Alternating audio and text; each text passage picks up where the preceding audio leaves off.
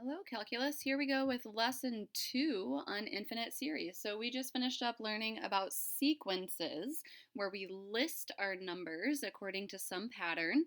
In a series, what we're going to do is take those terms of the sequence, but then add them together. So we create what are called partial sums when I add just the first term and the second term. So our sequence here was 1 comma 1/2 comma 1/4 comma 1/8, those powers of 1/2. In a series, what we're going to do then is add those together, come up with a partial sum, and then we are going to explore, well, what if we added all of the terms forever and ever and ever? So in this example, here we go, we're adding 1, and then the next difference would be a half. To add that together, that would make 1/2 would be our location for that next partial sum. The next term would be 1/4, so add that on, and now we're up to 1 3/4. The next term would be 1/8, so add that on. And as we add those together, we're just going to keep on getting closer and closer to that total value of 2 for the whole series. So in an infinite series, we take these terms, these a sub 1s and a sub 2s and a sub n's that we talked about in section 1, and we add those together to come up with sums, s sub 1 and s sub 2 and s sub n.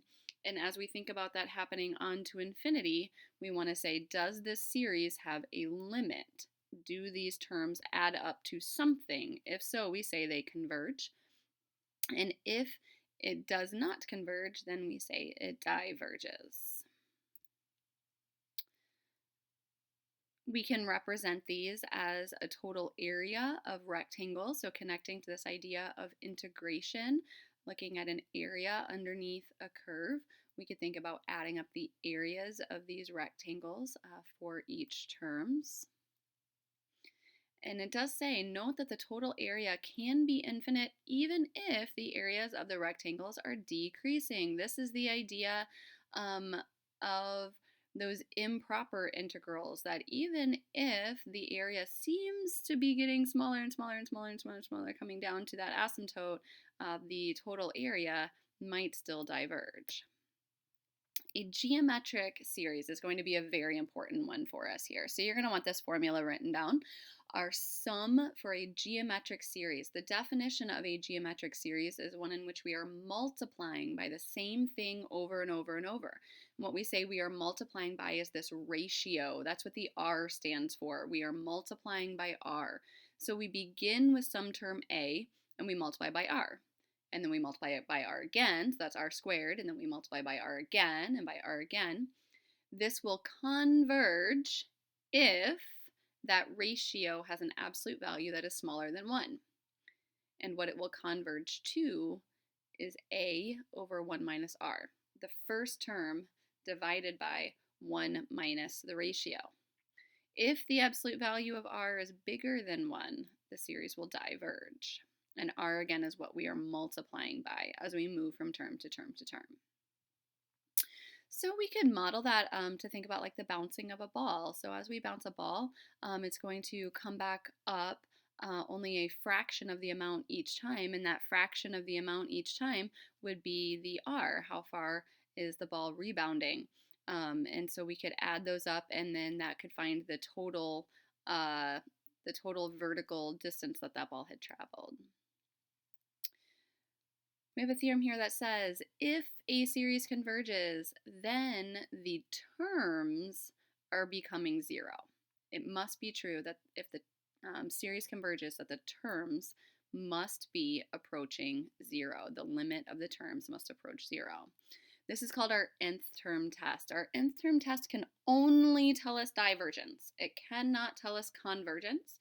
It says that a series will diverge if the limit as n goes to infinity of the terms either fails to exist, that would mean it's infinite, or is anything other than 0. So we're going to take our limit as n goes to infinity, and if we get anything other than 0, our series will diverge. If we get 0, we say, I don't know, maybe it converges, maybe it does not. If we have two series that are both convergent series, then we could add together their totals, subtract their totals, or multiply their totals by a constant. If we have a series that is divergent and we multiply it by a constant, it will still be divergent. If we have a series... Okay. I don't know if you heard that. My phone just started talking to me because I keep saying the word series. If we have one series that's convergent and one series that is divergent, and we add them together or subtract them, the total will be divergent. That divergent one will just take over. The convergent one cannot fix it. So let's look at now some examples of the kinds of problems that you're going to see in your assignment about these series.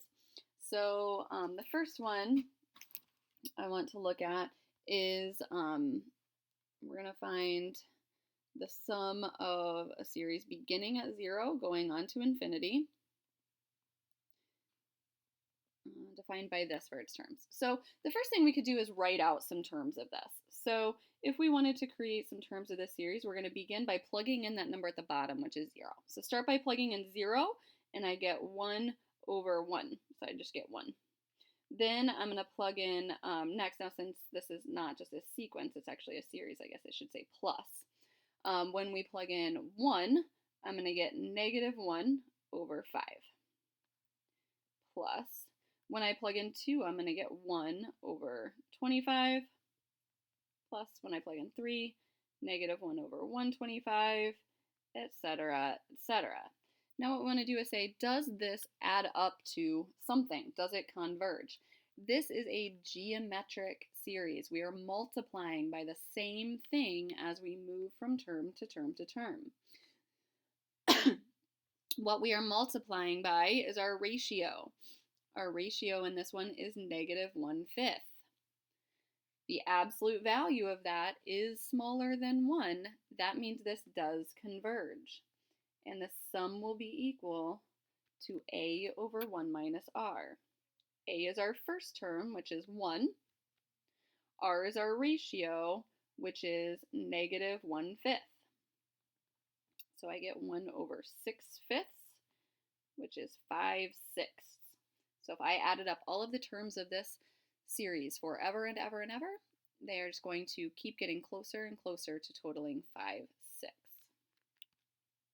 The next problem is an application of infinite series to turn repeating decimals into a fraction. So, I mean, we know that 1/3 is 0.3 repeating, but why, or how can we come up with a fraction from the decimal? And that's actually by a repeating series. So what I'm going to do is represent this as 0.23 plus 0.0023 plus 0.0000023, etc. This is an infinite geometric series. Our first term is 0.23. Our ratio is what we're multiplying by to move from term to term to term. Since I'm moving 2 decimal places, back in elementary school when we learned our decimal places, we learned we have the tenths, the hundredths, the thousandths. I'm going to say this is our hundredths. We're multiplying by 2, we have 2 empty zeros there. So that is our hundredths. We would multiply by 1 over 100 to move from term to term to term. So I end up with 0.23 over 0.99, which is 23 over 99. And if we type 23 over 99 into a calculator, we should get 0.23 repeating. The next problem that I want to look at is our nth term test. Our nth term test says that when we take the limit as n goes to infinity of the terms, which is the rule within this,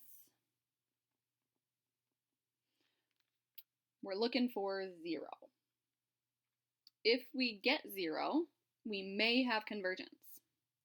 If we get anything other than 0, we can say we have divergence. So as we plug in a very large number here, 1 divided by something very large is in fact 0, which means this test is inconclusive. We don't know what this series is going to do. The terms do become 0, so maybe that means they add up to something, or maybe it means it is still divergent. Inconclusive here. We're going to look at another nth term example. The sine of 2 over n. So we're going to take our limit as n goes to infinity of our terms. Now 2 divided by something very large is 0, and the sine of 0 is 0, so again on this one we get 0. Now what about if I change this problem and let's make it a cosine instead?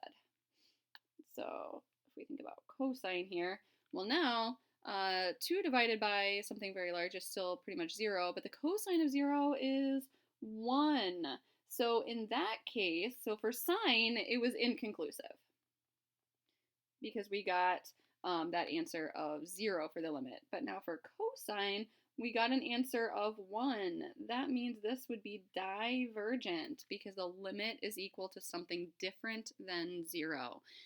The nth term test says if you get a limit that is anything other than 0, we can say divergent. If we get a limit that is 0, we have to say we don't know about this one yet. We'll need to try a new test. And we'll be learning more tests as we move throughout this chapter. One last type of problem that I want to look at is another geometric series problem. In this geometric series problem, we are going to have x's and n's. Let's see, I actually want my parentheses around the whole fraction here. All right. So this is geometric because we are multiplying by the same thing each time. So as we thought about listing out the terms, so if we plug in 0, if n is 0, we're plugging 0 for n, not for x, we get 1. Then if I plug in 1 for n, I would get x minus 2 over 4. If I plug in 2 for n, I get this whole thing is squared, etc. So this is a geometric series. We're multiplying by the same thing each time. So as we think about our geometric series rule, our sum is a over 1 minus r. Well, in this problem, a is 1. That's the first term. R is our ratio. That's what we're multiplying by each time, which is x minus 2 over 4. Now, we could clean this up by multiplying by 4 through this whole fraction, top and bottom, to be able to get rid of that fraction within fraction, but your homework is actually okay for you to just leave it right there.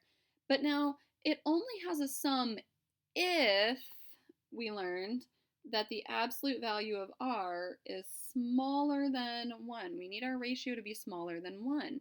So in this problem, we would need x minus 2 over 4, absolute value of that, to be smaller than 1.